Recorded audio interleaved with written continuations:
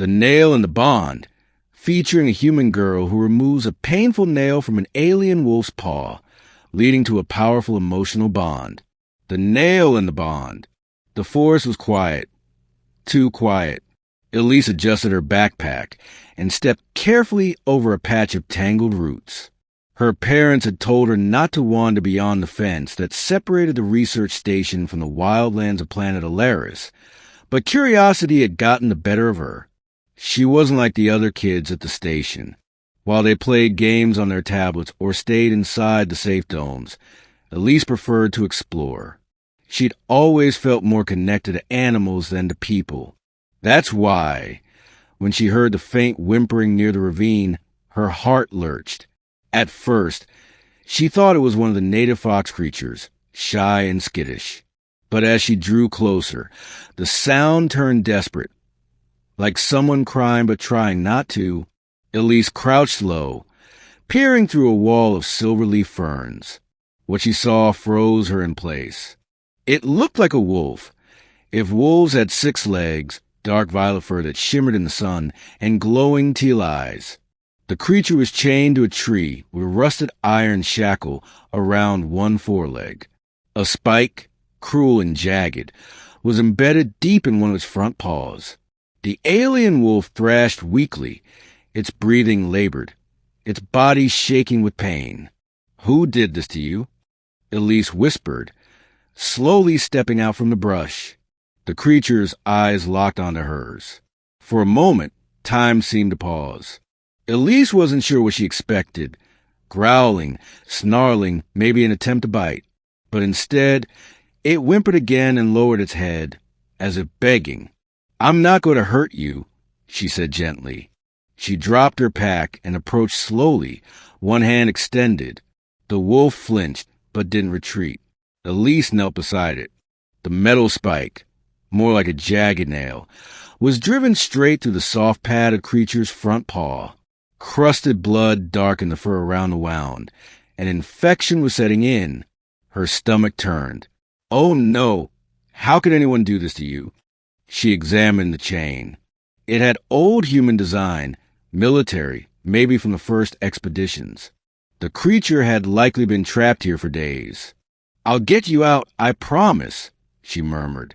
The creature blinked slowly and, to her astonishment, nudged her hand with its nose. Elise reached into her pack and pulled out a small medkit. The tweezers were too small to remove the nail, but she had a multi-tool. She set it beside her and gently touched the creature's paw. It whimpered but didn't resist. Its breathing grew faster. Elise placed her other hand over its head. Okay. This is going to hurt, but I'll be quick." She opened the tool and locked the grip around the spike. With a deep breath, she yanked. The creature let out a high-pitched screech that rattled her bones. It reared slightly, but Elise held firm. Blood welled from the hole in its paw, but the worst part was over. "There. It's out," she said breathlessly. She quickly poured antiseptic over the wound. The creature flinched again, but did not move away. She wrapped its paw with gauze, hands trembling from the adrenaline. "You're going to be okay," she said, trying to reassure both of them. That's when it happened. A warmth bloomed in her mind, soft, gentle, like the sun rising behind her eyes. A voice, not in words, but in feelings, touched her thoughts. Grateful, tired, safe. Elise gasped and stared at the creature. You're telepathic?" The alien wolf blinked again and gently pressed its forehead to her chest. A wave of emotion poured into her. Pain, yes, but also relief and something deeper, something ancient, a bond. Elise began to cry, not out of sadness, but from the sheer intensity of the connection. It was like having her heart open, her soul touched by another being for the first time. She didn't understand it, not fully, but she knew one thing. They belonged to each other now. She named him Caro. For the next 2 weeks, Elise returned every day to care for him. She brought food, cooked protein strips, filtered water. Even a few fruits she'd seen the native animals nibbling. Carol healed quickly, but never left the tree. The chain was still too tight to remove without tools she didn't have. But he never seemed desperate to leave anymore. Not while she was there. Each visit, their connection grew stronger. Sometimes, when she was quiet, she could sense him before she even reached the ravine. His presence was like a pulse in the back of her mind, calming, steady, alive. Elise told no one, not even her parents. She feared what would happen if the station scientists found out. Carol wasn't just another alien predator. He was intelligent, kind, hurt, and the world had already hurt him enough. Then one morning, she arrived to find him growling, ears back, muscles tense. "What is it?" she asked. "Danger." The feeling struck her like thunder. "Hunters." "Clothes." She turned and heard it. Boots crunching leaves. Voices. Human. A scouting party. "No, no, no," she whispered. "They can't see you. They'll take you away." Carol looked at her, calm in the face of her panic. Trust. But Elise didn't.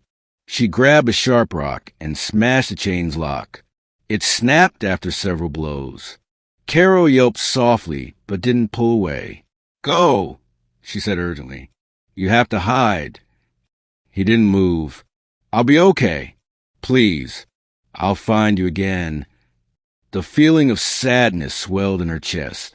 Not hers, but his. She reached up and touched his face. "Please, trust me now." He turned and slipped into the trees, vanishing like mist. Moments later, the scouts burst through the underbrush. "Elise," her mother called. "What are you doing out here?" I heard something." Elise lied, standing in front of the broken chain. But it was nothing. The scout beside her mother narrowed his eyes. "Looks like this chain was just broken. Recent." "I tripped," Elise said quickly. "Got scared. Used a rock to break the rusted metal." They didn't believe her. But they didn't find Carol either. After a few warnings and scoldings, they escorted her back. Days passed. She wandered the woods again, leaving marks on trees, scattering food in the usual spot. She called softly in the ways they had shared. But nothing. Carol didn't come. She cried at night, afraid she'd driven him away forever. Then, on the 10th night, she felt it, a familiar warmth, a whisper at the edge of her dreams. She shot up from bed and looked toward the window. Glowing teal eyes stared back at her through the glass. She raced outside. "Carol!" He padded silently up to her, now stronger, fur glistening under the moons of Elaris. He looked majestic, proud, and free. She flung her arms around his neck, and the feelings surged: joy, comfort, home. "You came back," she whispered. He pressed his head to hers. "Always." From then on, Elise didn't have to search for him.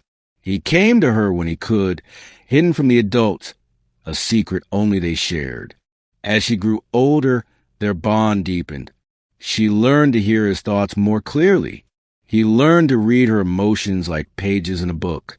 What had started with a painful nail had become something far more powerful. A friendship beyond species. A bond born of compassion. And neither of them would ever be alone again.